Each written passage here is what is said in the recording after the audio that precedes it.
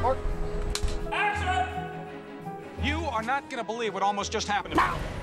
The smell, it's gonna... Sorry, you babbling idiots. Can we talk about my bowels? Not a real people person, are you, Dr. Pincus? What you are is a little bit of a jerk. I was dead for 7 minutes. And then when they brought me back, I can... Oh. Gotta tell you, nobody was more excited than Naked Guy.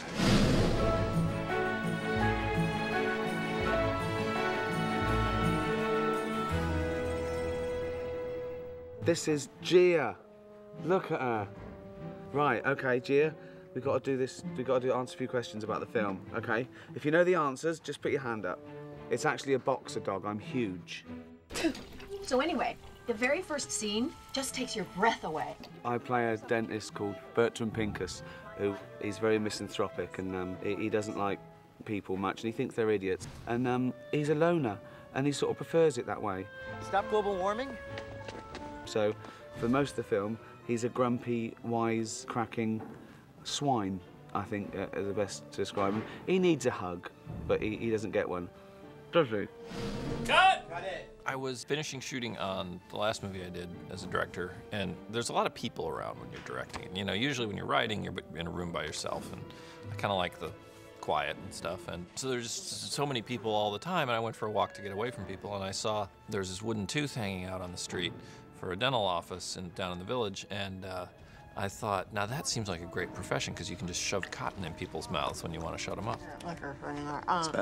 It was a bad day. I'm not usually like that. And so I just started thinking about this character of a dentist who likes his profession because he hates people and they can't talk to him while he's working. No talking. And then my writing partner, John Camps, and I thought, what's the worst thing that can happen to a misanthrope who's a loner? And that would be if tons of people suddenly had access to him anytime they wanted. Oh, especially at work.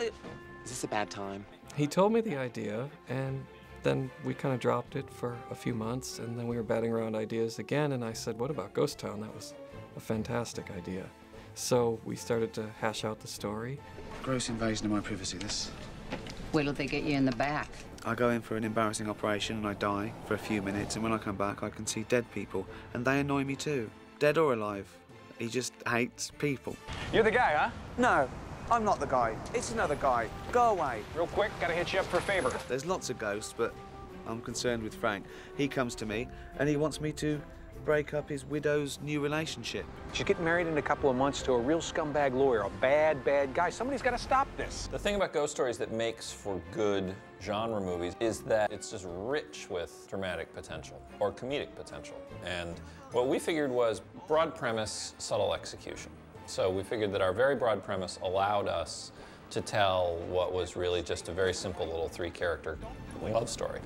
I've been thinking about your decaying jawbone.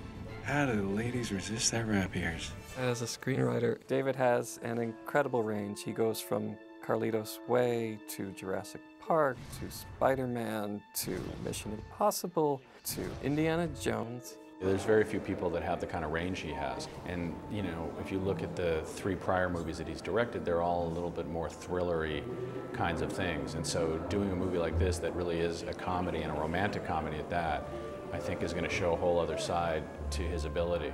That's the director there. Oh, the trick is to try and go on 2 wheels. Oh, go on then. Oh, this is ending tears. No. If he was to hurt himself, someone would have to step in. Oh, my God. It was unbelievable. He was the same on the pogo stick yesterday. He hit his head about 30 times. He couldn't stop. This one, from the beginning, I did want to direct because my favorite things about directing are working with the actors and shaping and reshaping the material. And I was looking forward to a chance to tell a story very simply with the camera as opposed to some of the thrillers that I'd done in the past, which is much more elaborately planned in terms of the camera. And this one, I like the idea of just being able to sort of sit back and try not to get in the actor's way. Hey, can you hold the elevator, please? Yeah. Oh, sorry. Wait, oh, hey. Pincus is clearly the lead, so whoever you cast as the lead is going to have a ripple effect on the other cast members, so it just makes sense to start there. And Ricky was the first piece of casting. My audition with David Koepp, you know, he invited me round to his office, which turned out to be his flat, and he said, I'm just getting changed for squash. And he stripped off, and he said, what do you think? I went, good. He said, have you ever seen a naked director before? I went, no. He went, I look good for my age though, don't I? I went, how old are you? He said, I'm nearly 60. And I said, yes, you do. Can we get back to the film? And he went, you've got the part. None of that is true. It's more nuanced, isn't it? Well, if I didn't want his input, it would have been a real challenge, but I did. So he had a lot to say about character, and he also had a lot to contribute in terms of funny lines. Yeah, it's my yacht, yeah. What happens is I found that the first 5 or 6 takes, he'll try a little something out, and I'll say, okay, keep that, and maybe put it with that other bit, and this thing then gets created so that by the end, you get this lengthy and bizarre and extremely funny little monologue, which all came together on the day. Your girlfriend? I thought you said you were married. Did I say I was a perfect person? Come on, let's hail a cab. She's hot. Greg's got a difficult role, which is the lovable creep. I mean, he's really amoral, and what makes him fun, I think, is that he's completely unapologetic about his bad behavior. What do you care? You were having an affair. Never been married, right? And I think that makes it really interesting. I think that also his role is doubly hard, and he, I think, realized this after he said yes, he'd do it. No props, the whole movie. You can't touch things. You can't touch people, you can't touch things, which was part of the origin of the BlackBerry joke, was to give him something, you know, that he could grab from time to time. You can take your BlackBerry with you? I guess. Well, have you got a signal?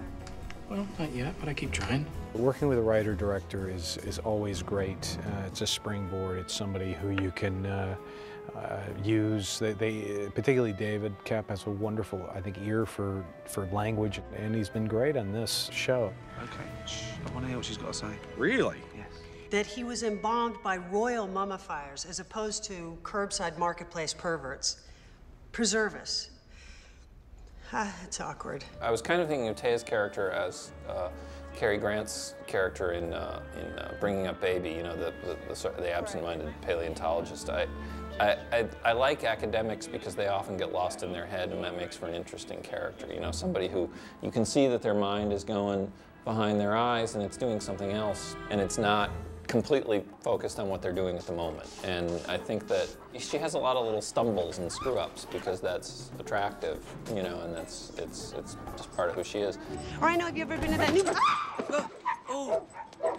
I mean, I knew he was funny from the script, and that's always comforting, just to go into something that you know that you can rely on what's on the page. But David Koepp is an incredible note giver. He can come into a scene and make the most subtle, short sentence adjustment, and it can change the whole tone of the scene in a way that you can feel as the actor, like, oh, now I got it. Now this is the funniest it'll be. Okay, ready?